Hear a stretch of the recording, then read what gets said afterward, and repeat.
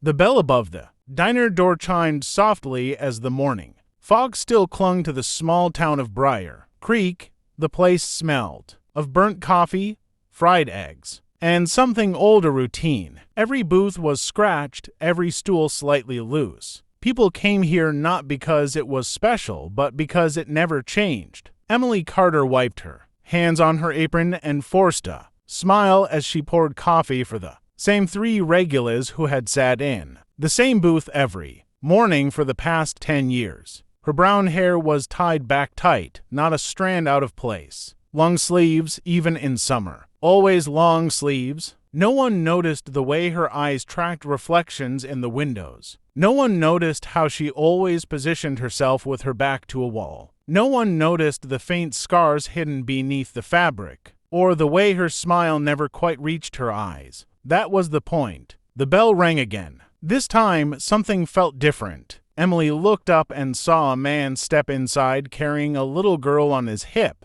He was tall, broad-shouldered, dressed simply in jeans and a dark hoodie, but he moved like the room belonged to him. Not aggressive, controlled, every step measured. His eyes scanned the diner once, quickly, efficiently, before softening as the child whispered something in his ear. Emily's hand froze mid-pour. She knew that look. The man set the girl down in a booth near the window. She was maybe 6, clutching a stuffed dolphin, eyes bright and curious. He slid in beside her, placing himself on the outside seat without thinking. Emily felt a tightness in her chest she hadn't felt in years. Combat training. She hadn't seen anyone move like that since. Before she ran, she forced herself to breathe, grabbed 2 menus, and walked over. "Morning," she said. "What can I get you?" The man looked up at her and his eyes changed. Just for a fraction of a second. Recognition? Not of her face, of her posture. Her voice was calm, but her stance was wrong for a waitress. Feet planted, weight balanced, ready. "Pancakes," the girl said cheerfully before her father could answer. "With blueberries." The man smiled at his daughter, then back at Emily. "Same, and coffee?" "Black." Emily nodded and turned away quickly, her heart pounding. She hadn't been made in 15 years. She told herself it meant nothing. But when she glanced back, the man wasn't looking at the menu. He was watching her hands. The rest of the diner buzzed with normal life, laughter, plates clinking, a radio murmuring weather reports. But beneath it all, an invisible line had been drawn between 2 people who knew the truth of violence. When Emily brought the coffee, the man took it without breaking eye contact. "You're not from around here," she said carefully. "No," he replied. "Passing through? With family? Just us?" She nodded. "Long trip? Long enough?" The girl smiled at Emily. "My daddy used to be a hero." The word landed like a punch. "Used to?" Emily asked softly. The man's jaw tightened. "Still is to me," the girl said proudly. He reached over and squeezed her hand. Emily walked away before she said something she couldn't take back. In the kitchen, her hands shook as she flipped pancakes.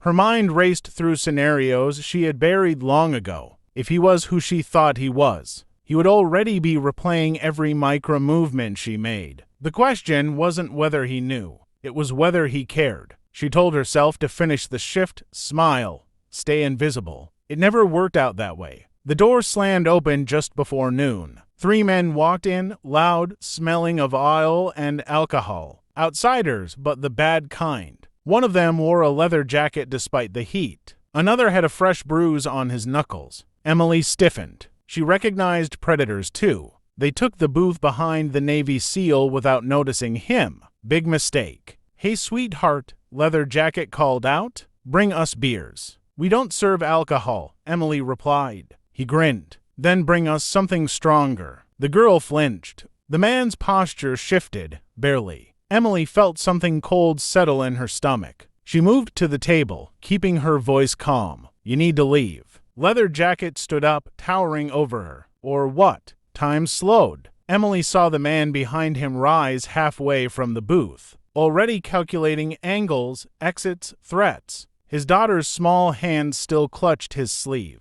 Emily made a decision she'd sworn never to make again. Her foot slid back. Her hand moved. Leather jacket hit the floor before anyone realized she'd touched him. A clean sweep, controlled, Precise. The diner went silent. The other two men lunched. The Navy SEAL was already moving. He lifted his daughter, placed her safely behind the counter, and stepped forward like a door slamming shut. What followed was fast, brutal, silent. One man went down choking, wrist dislocated. The other slammed into a table, breath knocked from his lungs. No wasted motion. No hesitation. When it was over, 3 men lay groaning on the floor. The Navy SEAL turned to Emily. "So," he said quietly, "you want to explain how a small-town waitress executes a perfect Marine Corps sweep." Sirens wailed in the distance. Someone had called the police. Emily felt the walls closing in. She grabbed her jacket, nodded toward the back door. "If you ever want your daughter to stay safe, you'll follow me." He didn't argue.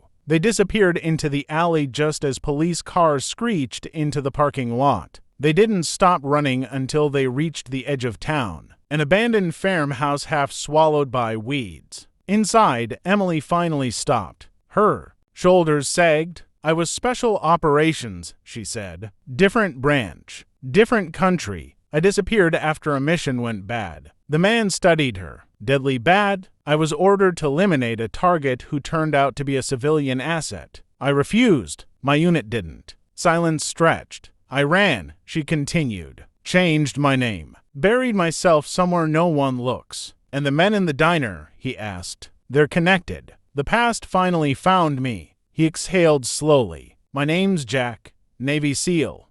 Retired. Single dad." "I know," Emily said. "I could tell the moment you walked in." They stood there, 2 ghosts pretending to be normal people. Jack looked at her. "They won't stop." "I know. My daughter deserves better than running." "So does everyone," Emily said. "That's why I stayed hidden." Jack's gaze hardened. "Hiding doesn't work. Trust me." That night, the men came. They didn't expect resistance. They were wrong. What followed wasn't chaos. It was precision. 2 trained operators moving in perfect sync, protecting one child and ending a threat that should have never existed. When the sun rose, Briar Creek would wake up to a story it would never fully understand. A waitress who vanished, a diner that closed, and a single dad and his daughter who drove away with a woman who no longer had to hide. Some secrets are deadly, others save lives, and sometimes the past shows up not to destroy you but to remind you who you really are.